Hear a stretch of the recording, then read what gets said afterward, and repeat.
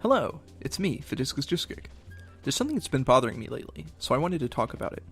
I said I was going to do Multi-Blood Type Lumina match analysis videos, and I really haven't, so I wanted to discuss exactly why that is. The core mix-up of Multi-Blood Type Lumina is Shield.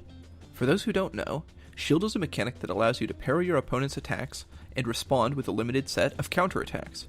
When your attack is shielded, you also have the option to shield.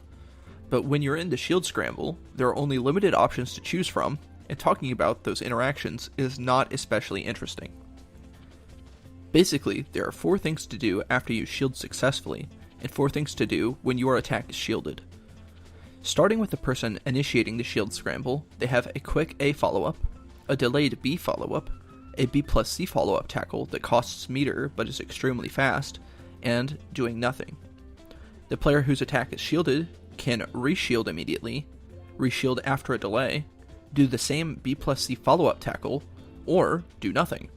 The problem is, all the initiator's options have about the same reward when they guess correctly.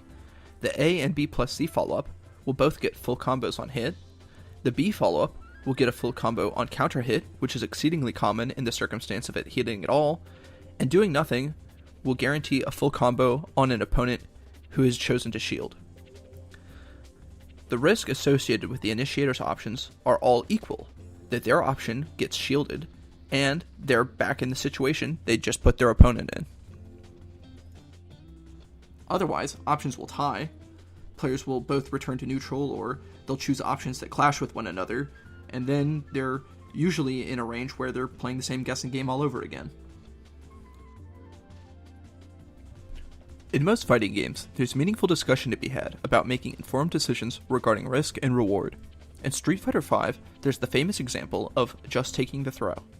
The risk of getting your throw tech counter hit is rarely worth the comparatively minuscule damage that you take from eating the throw.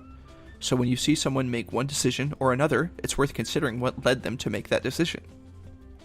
When the risks and rewards of options are basically equal, like in Type Lumina's shield situations, it doesn't feel right for me to pick apart people's decisions on how to handle that.